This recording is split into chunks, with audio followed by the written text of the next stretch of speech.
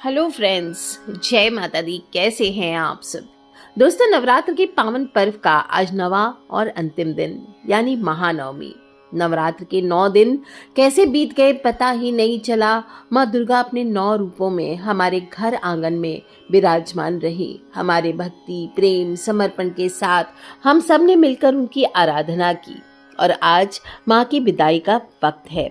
दिल भरा हुआ है, आंखों में नमी है, क्योंकि जब माँ जाती है तो लगता है जैसे घर की रौनक, हवा की मिठास और मन का सुकून भी साथ ले जाती है।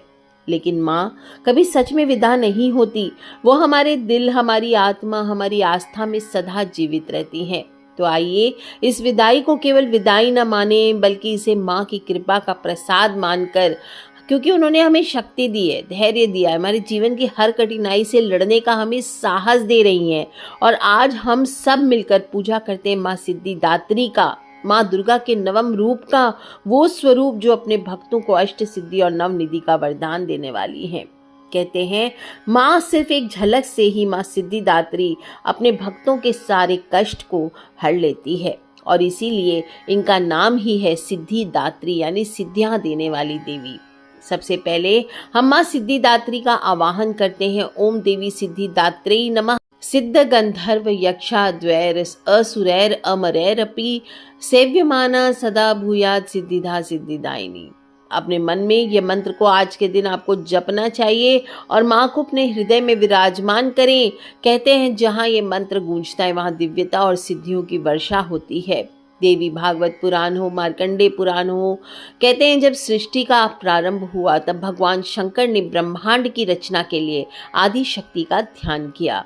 उस समय देवी ने सिद्धिदात्री रूप में प्रकट होकर भगवान शिव को अष्ट सिद्धियां और नवनिधियां प्रदान की और यही कारण है कि भगवान शिव को अर्धनारीश्वर कहा जाता है, क्योंकि उनका आधा भाग देवी सिद्धिदात्री का है।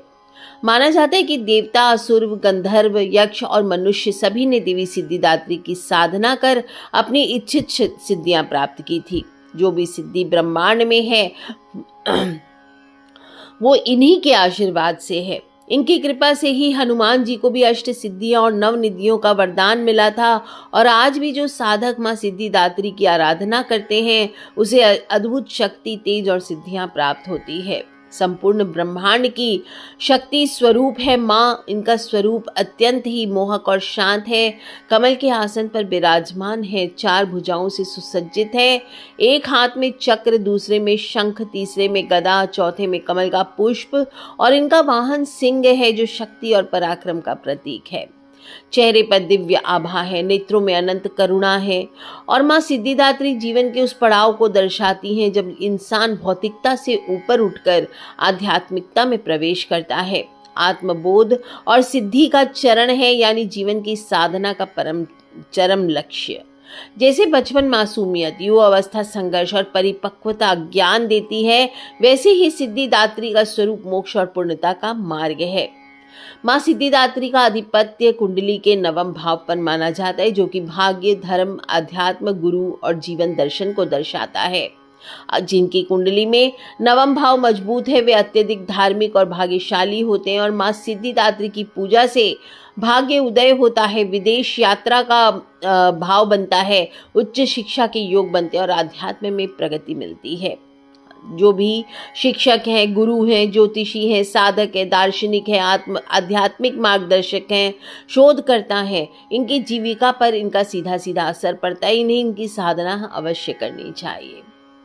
कैसे की जाती है? अगर आपने स्थापना की हुई है, आज तक आपकी स्थापना है, तो आप उसी पे पूजन करें, नहीं तो स्नान करके स्वच्छ वस्त्र धारण करें और घर के उत्तर पूर्व कोण में देवी का आसन सजाएं। लाल गुलाबी कपड़े पर माँ की प्रतिमा, दुर्गा माँ की फोटो, चित्र या मूर्ति जो भी है वो स्थापित करें। शुद्ध जल से स्नान कराएं। रोली, अक्षत, चंदन, फूल, धूप, दीप, नैवेद्य चढ़ाइए। माँ को सबसे ज़्यादा पसंद कमल का पुष्प है, लाल गुलाब है, ये अर्पित करें। भोग में खीर, हलवा, नारियल, पान ये आपको चढ़ाने चाहिए। आज के दिन नारियल का भोग अवश्य लगाया जाता है। और ओम ऐं ह्रीं क्लीं सिद्धिदात्रै नमः, ओम ऐं ह्रीं क्लीं सिद्धिदात्रै नमः, ओम ऐं ह्रीं क्लीं सिद्धिदात्रै नमः, इस मंत्र का 108 बार जाप कीजिए। आज के दिन बैंगनी कलर जो रहस्य और आध्यात्मिकता का प्रतीक है, ये कलर का श्रृंगार माँ को किया जाता है। आपको स्वयं को भी ये कलर धारण करना चाहिए और सहस्त्रार चक्र पर आज के दिन ध्यान रखते हुए माँ का श्रृंगार आदि अर्पित करना चाहिए। गजरा, चंदन, सुगंधित इत्र ये माँ को चढ़ाइए। पुष्प, कमल और गुलाब के पुष्प आपको चढ़ाने चाहिए। नारियल, खीर, हलवा, फल ये आपको अर्पित करने चाहिए। माँ की कृपा पाने के लिए आज के दिन 108 बार ओम सिद्धिदात्रे नमः, ओम सिद्धिदात्रे नमः इस मंत्र का जाप करें। और आज के दिन अगर हो सके तो गुलाब जल अपने घर में, पूरे घर में गुलाब जल का छिड़काव करना चाहिए। थोड़ा सा गुलाब जल अपने भोजन में भी आज माँ को अर्पित करके प्रसाद के तौर पर डालें। और आज के दिन आपको काला कपड़ा दान कर देना चाहिए। आज के दिन काले वस्त्र बिल्कुल भी ना पहने। और यदि जीवन में बार बार बाधाएं आ रही है तो माँ के सामने दीपक जलाकर रात में 10 बजे के बाद थोड़ी देर एक कटोरी में गुलाब जल रख लीजिए और ओम रीम सिद्धिदात्री नमः, ओम रीम सिद्धिदात्री नमः, ओम रीम सिद्धिदात्री नमः इस मंत्र का जाप करिए। बाद में गुलाब जल को पूरे घर में छिड़काव करें, इससे सुख शांति का वास होता है। इस गुलाब जल को आप अपने भोजन आदि में भी डाल करके सभी लोगों को प्रसाद के तौर पर दे सकते हैं। और फिर अपने दिन आपको कन्या पूजन भी, अगर आपने अष्टमी पर कन्या पूजन नहीं किया है तो आज के दिन आपको कन्या पूजन भी करना चाहिए। कन्या पूजन में 9 कन्याओं को सच्चे मन से आदर करें, दिखावे के लिए ना बुलाएं। कन्या पूजन महानवमी का सबसे महत्वपूर्ण हिस्सा होता है। तो 2 से 10 साल तक की कन्याओं को देवी स्वरूप मान करके आमंत्रित करना चाहिए। उनके चरण धोएं, तिलक लगाएं, फूल अर्पित करें, खीर पूड़ी, चने, हलवे आदि का भोग लगाएं। उनको कुछ कपड़े, पैसे, दक्षिणा जो आपको देना है वो आपको देना चाहिए। और आपको ध्यान रखना है आज के दिन आपको हवन भी अवश्य करना चाहिए। बहुत लोग कंफ्यूज है हवन कैसे करना है। तो ब्रह्म मुहूर्त में उठ करके स्नान आदि से निवृत्त होकर साफ स्वच्छ वस्त्र पहने हवन कुंड को साफ कर लीजिए और हवन कुंड के लिए साफ सुथरे स्थान पर हवन कुंड स्थापित कर लीजिए। पूजा शुरू करने से पहले भगवान गणपति देव का ध्यान करें। गंगा जल छिड़क कर सभी देवताओं का आवाहन करें। हवन कुंड में आम की लकड़ी, घी और कपूर से अग्नि प्रज्वलित करें। ओम अग्ने नमः स्वाहा बोलकर पहले अग्निदेव का ध्यान करें और फिर ओम गणेशाय नमः स्वाहा बोलकर अगली आहुति देनी चाहिए गणेश जी की। इसके बाद 9 ग्रहों की ओम नवग्रहाय नमः स्वाहा, या फिर आप अलग अलग ओम सूर्याय नमः, ओम चंद्राय नमः, ओम सोमाय नमः, ओम मंगलाय नमः इस प्रकार बोल के अलग अलग आहुति आप दे सकते हैं 9 ग्रहों की। कुल देवता की आहुति दीजिए। ओम कुल देवताय नमः स्वाहा। जैसे शाकंभरी माता अगर आपकी कुल देवी है तो बोले ओम शाकंभरी देव्यै नमः स्वाहा। इस तरह से अपने कुल देवी का या देवता का नाम लेकर के स्वाहा बोलकर उनकी आहुति देनी चाहिए। इसके बाद हवन कुंड में सभी पंच देवताओं की आप आहुति डालिए। इसके बाद आप जो भी आप जिन देवी देवता को मानते हैं उनकी आहुति देनी चाहिए। इसके बाद 108 बार आपको हवन कुंड में कम से कम दुर्गा माँ के मंत्र का जाप करके, अगर आपने कोई मंत्र सिद्ध किया है तो ठीक है, नहीं तो ओम ऐम ह्रीम क्लीम चामुंडाय विच्चे, ओम ऐम ह्रीम क्लीम चामुंडाय विच्चे, ओम ऐम ह्रीम क्लीम चामुंडाय विच्चे इस प्रकार से 108 बार आहुति आपको डालनी चाहिए। अंत में जो भी बची हुई सामग्री है वो एक पान के पत्ते पर एकत्रित करके पूड़ी, हलवा, चना, सुपारी, लौंग आदि रखकर आहुति डालिए। इसके बाद पूरी श्रद्धा के साथ आपको माँ की आरती करनी चाहिए। इसके बाद पूरी, हलवा, खीर श्रद्धा अनुसार जो भोग लगाएंगे वो आप भोग लगाएं, आचमनी करें, क्षमा प्रार्थना करें, सभी को आरती दें और फिर पहले कन्या भोजन करा करके प्रसाद खाना चाहिए। कुछ लोग कंफ्यूज है कि हवन पहले किया जाता है कि कन्या पूजन, तो नियम तो यही होता है कि हवन करने के बाद ही आपको पुनराहुति के बाद कन्या पूजन करना चाहिए। पर अगर किसी कारणवश आप नहीं कर सकते सुबह सुबह हवन, तो आप पहले कन्या पूजन कर लीजिए, कोई दोष नहीं है, बाद में आप हवन करके गजगज कर सकते हैं।